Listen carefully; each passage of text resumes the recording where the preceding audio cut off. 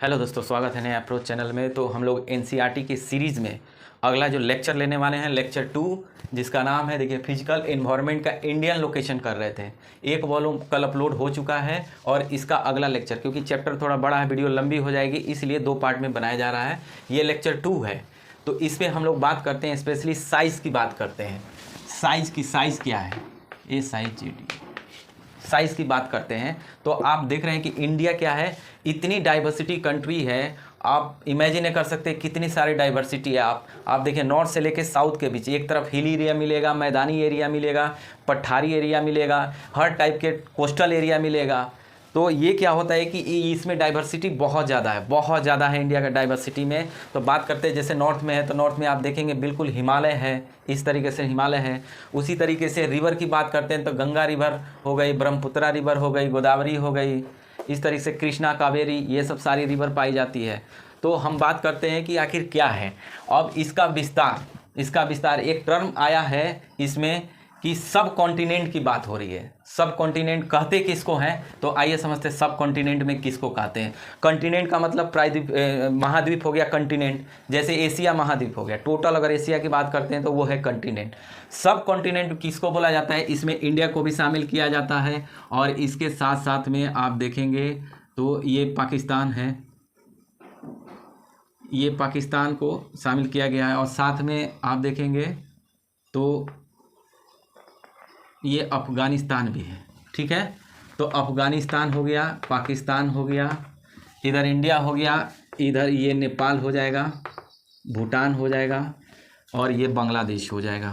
तो इन 1 2 3 4 5 6 कंट्री को मिला करके सब कॉन्टिनेंट बोला जाता है कि ये है भारतीय उप महाद्वीप, इसको बोला जाता है भारतीय उप महाद्वीप बोला जाता है, जिसमें 6 कंट्री शामिल है, ठीक है। तो अब कह रहा है कि इसका विस्तार कैसे, इसका कहाँ से लेकर के इंडिया सब कॉन्टिनेंट का विस्तार जो है, आप देखिए कि यहाँ पे ये वाली जो रीजन में है इसको बोलते हैं हिंदू कुश। ये क्या है, हिंदू कुश पर्वत है। और यहाँ पे आप देखेंगे हिंदू कुश पर्वत है, ये सुलेमान है। सुलेमान कहाँ से होगा, तो बॉर्डर से लेके इस वाले रीजन में ये सुलेमान हो गया, सुलेमान माउंटेन। ये पाकिस्तान में है, ये अफगान पाकिस्तान बॉर्डर पे है, ठीक है।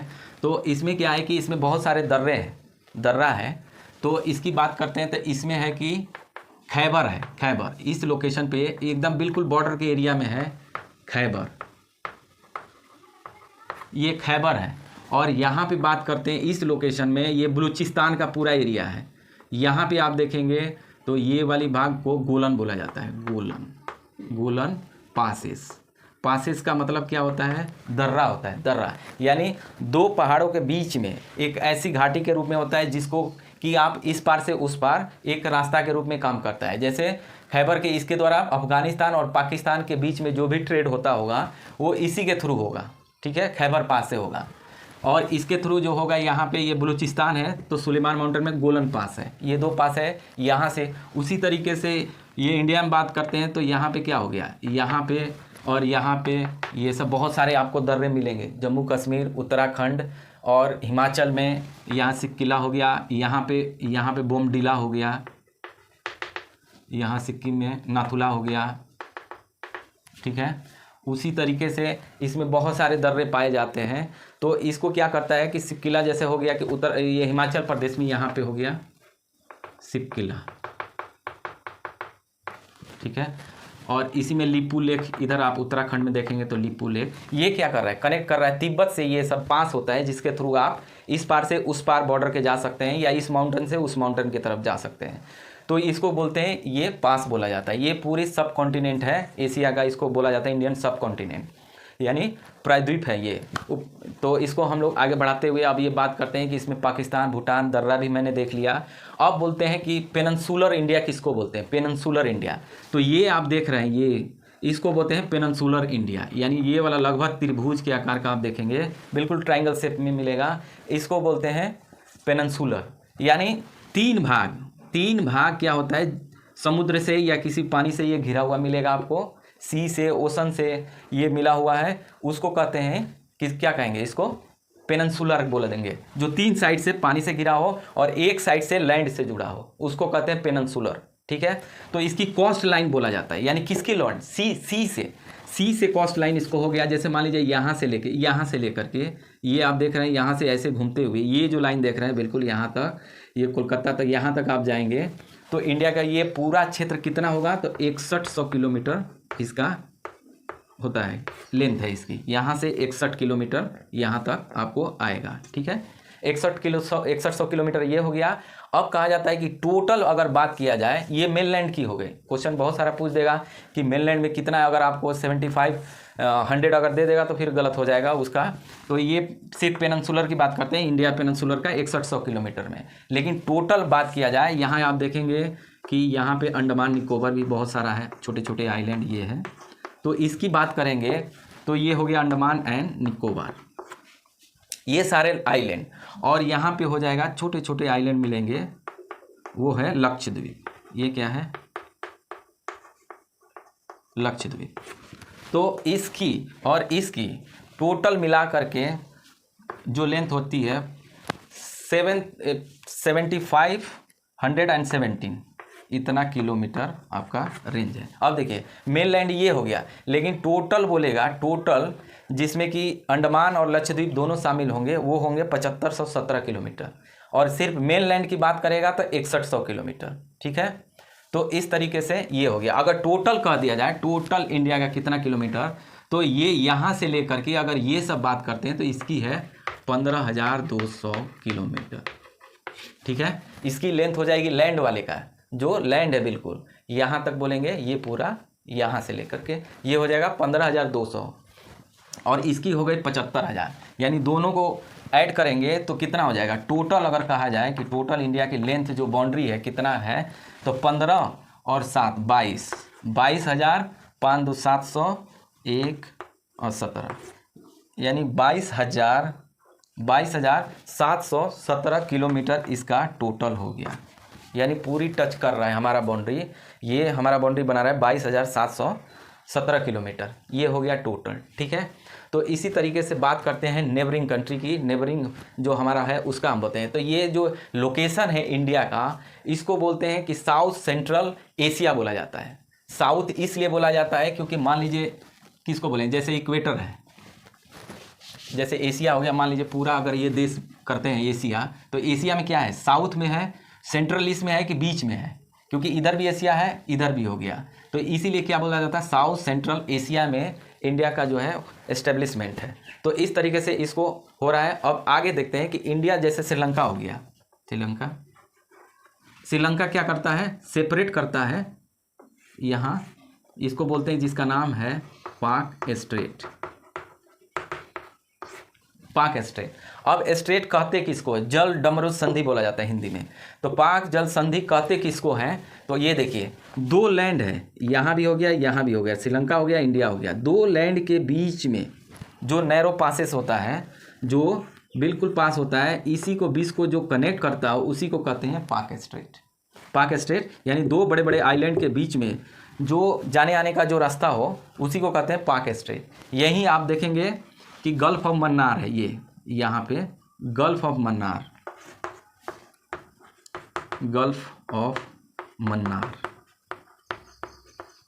ठीक है, गल्फ ऑफ मन्नार, और यहाँ हो गया ये वाले सीजन में आप देखेंगे, ये वाले रीजन बे ऑफ बंगाल, ये बे ऑफ बंगाल हो गया, और ये गल्फ ऑफ मन्नार हो गया। इसमें इधर ये कौन सा क्षेत्र आएगा, तो अरबियन सी आएगा, अरेबियन सी। ठीक है, ये अरेबियन सी हो गया, और इधर बे ऑफ बंगाल। अब देखिए, अब ये हो गया पूरा Indian ocean, Indian ocean. Indian ocean क्या करता है, 2 डिवाइड कर रहा है, एक हो गया अरबियन सी और दूसरा हो गया बे ऑफ बंगाल, ये 2 भाग में हो गया, और इंडियन ओशन ये लार्जर हो गया पूरे एरिया में। अब देखिए, अब सवाल ये उठता है कि जहाँ गल्फ लिखा हुआ है, गल्फ, ये हालांकि दिया उन्हें गल्फ,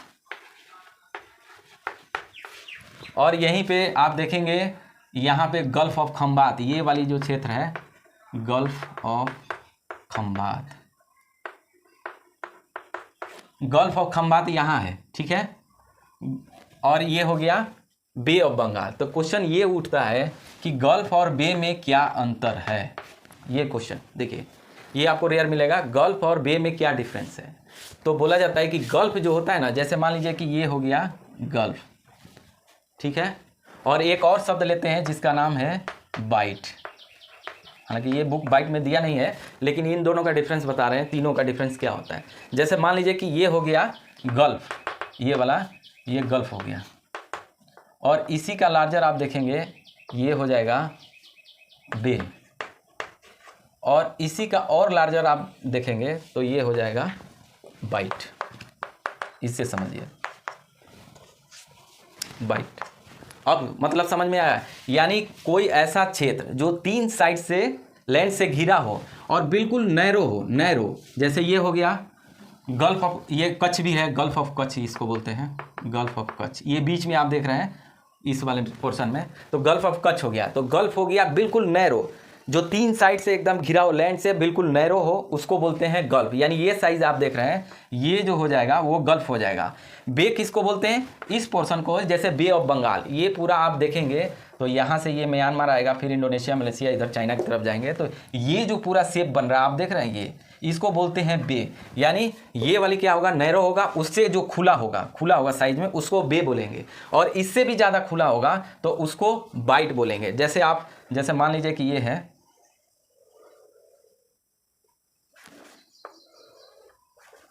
जैसे आप देखिए, जैसे ये ऑस्ट्रेलिया हो गया, तो ऑस्ट्रेलिया क्या है, ये है bight of Australia, bight Australia. चाहे बाइट ऑफ बेनिन है, एक अफ्रीका का भाग है, जैसे मान लीजिए ये अफ्रीका है, जैसे ये अफ्रीका मान लीजिए, तो इस वाले पोर्शन पे क्या है, इस वाले एक बेनिन कंट्री है, उसी के जगह पे ये है bight of Benin, bight of Benin. यानी बेनिन क्या है, ज़्यादा खुला है, बिल्कुल इस शेप में होगा।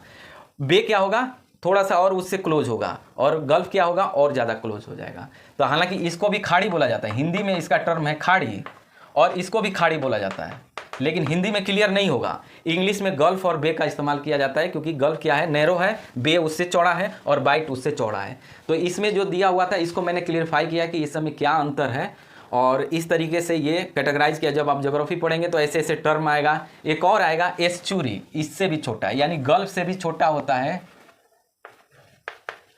एस्चुरी।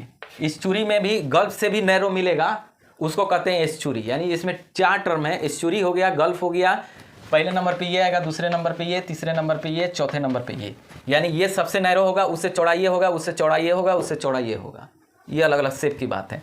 जैसे एस्चुरी है, जैसे बोला जाता है कि नर्मदा और तापी नदी एस्चुरी बनाती है, जो कि अरब सागर में इधर गिरती है, ठीक है, इधर गिरती है इस साइड में, ये नर्मदा हो गया, तापी हो गई, तो ये इस साइड में गिरती है, तो ये लोग एस्चुरी बनाता है। और वहीं अगर गंगा जब यहाँ से निकल रही है तो गंगा की पोर्शन यहाँ है, और ब्रह्मपुत्रा का पोर्शन ये है, ठीक है, तो ये ब्रह्मपुत्र हो गई और ये गंगा हो गई, ठीक है, यहीं पे ये गोदावरी हो जाती है, और ये हो जाएगी कृष्णा नदी, ये हो जाएगा कावेरी नदी, ठीक है।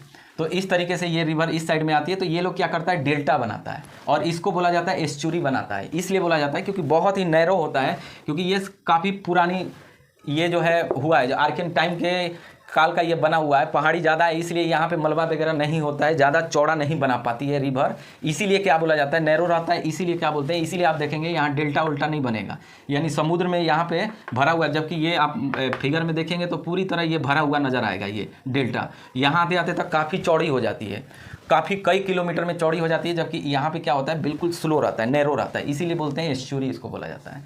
तो एस्चुरी हो गया, यहाँ भी ये गल्फ ऑफ कच्छ हो गया ये, और ये खंबात हो गया, इसको गल्फ बोलेंगे। मन्नार में भी है, यहाँ क्लोज रहता है इसलिए, तो वही है बे हो गया, बे ऑफ बंगाल हो गया। ऐसे ही वर्ल्ड में बहुत सारा आप देखेंगे कि अलग अलग जगहों पे अलग अलग नाम से जाना जाता है, तो ये क्लियरिफाई करना बहुत ज़रूरी होता है। यही है ज्योग्राफी का टर्मोलॉजी, जिसको कि जानना जरूरी होता है, जिससे कि आप और अच्छी तरीके से समझ सकते हैं।